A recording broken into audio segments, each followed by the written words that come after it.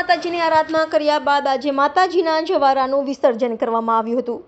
ચૈત્ર સુદ નવરાત્રિના 9 દિવસ અનેક ભક્તો આ 9 દિવસ માતાજીની આરાધના કરતા હોય છે। ત્યારે વડોદરા શહેરના કિશનવાડી નજીક આવેલ જલારામ ચોકમાં પીપળાવાળી મસાલડી મેલડીમાના મંદિરે 9 દિવસ સુધી જવારા સ્થાપના કરવામાં આવી હતી।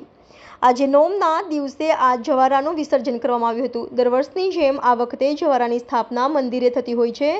વિસર્જન વખતે મોટી સંખ્યામાં ભક્તો હાજર રહ્યા હતા।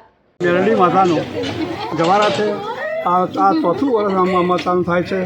કિશનવાડીમાં કોઈ મેલડી માતા નહોતું, પણ જ્યારે કપિલાબેનને છેલ્લા 5 વર્ષ પહેલાં સપ્તાહમાં આપ્યું કે મારું તો એમની બહુ વર્ષો પહેલાં એમના દાદાની પૂજા કરતા હતા, પરંતુ ત્યાર પછી એમના કંઈ સહી થયાથી એ ના થઈ ગયા। પછી એમને સપનામાં આવ્યું અને ત્યાર પછી અહીંયા આગળ મંદિર બનાવ્યું અને મંદિરની આ જગ્યા બતાવી માતાજી અને આ મંદિર બનાવ્યું। અને અહીંયા આગળ નવરાત્રિની 4 વર્ષથી નવરાત્રિ થાય છે અને અમારા જે ભૂવો છે તે પણ આજે કાચની ગાદી ઉપર આજે 10 દિવસ સુધી કાચની ગાદી ઉપર બેસે ઉપવાસ કરે છે અને માતાજીના સૌ જે કોઈ અહીં આવે છે એમને પૂજા પાઠ કરી અને સૌને અહીંયા આવે જેમના દુઃખ દૂર થાય છે।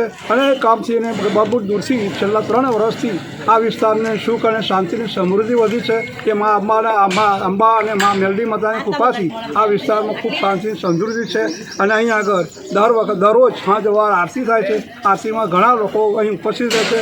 રવિવારે અને મંગળવારે અને ગુરુવારે અહીં ઘણા લોકો એમના જે પોતાની વેદના લઈને આવે છે અને એમની જે કામના કરે છે અને અહીંથી માતાજીના આશીર્વાદ લઈ એમના શુભ સારું કામ થાય છે।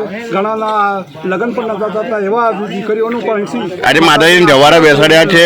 માતાજીને તો ખૂબ બધે દવાખાનામાં લઈ ગયા, પરંતુ જ્યારે SSC હોસ્પિટલમાં લઈ ગયા પછી ના ગયા પછી માતાજીના ખોળે આવીને બેઠા ત્યાર પછી એમની આશીર્વાદથી એ ભાઈને સારું થયું, ખૂબ સારી સમૃદ્ધિ વધી। આ વિસ્તારમાં શાંતિ સમૃદ્ધિ છે। અંબા મેલડી માતાની ખૂબ જ્યાદા છે। આજે હવન થશે, કાલે ભંડારોનું આયોજન છે। લગભગ 40,000 ઉપર આ ભંડારો થશે અને છેલ્લા 4 વર્ષથી આ ભંડારો થાય છે। આજે માતાજીને જવારા વિસર્જન છે કે આગળ વિસર્જન કરવાના છો? હા, અને આ જવારા આજે અમારા જવારા વરાવાના છે।